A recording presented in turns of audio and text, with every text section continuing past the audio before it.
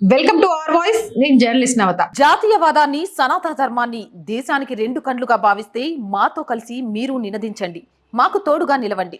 కింద కనిపిస్తున్న account details కి, ఫోన్ పేకి, గూగుల్ పేకి ఆర్థికంగా చేయూతనందిస్తూ మాకు అండగా నిలవండి. ఆర్థికంగా మీ చేయూత మాకెంతో అవసరం. ఒక సంఘటన లేటుగా వెలుగులోకి వచ్చింది. దళిత మహిళపై పోలీసులు దాష్టికం చేశారు అనే విషయం.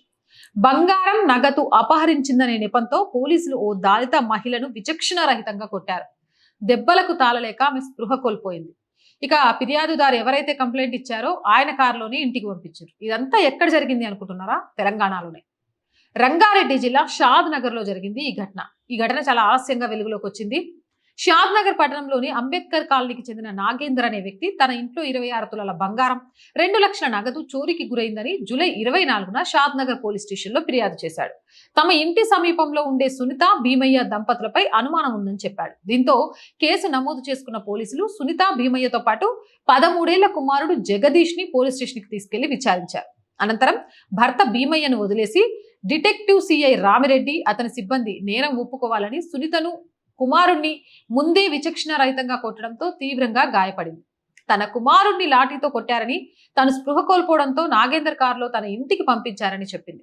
అయితే దొంగతనం కేసులో 24 తులాల బంగారం, 2 లక్షల నగదుకు గాను కేవలం 1 తులం బంగారం, 4,000 నగదు రికవరీ చేశామని పోలీసులు చెప్తున్నారు. మరి మిగతాది ఏమైనట్టు?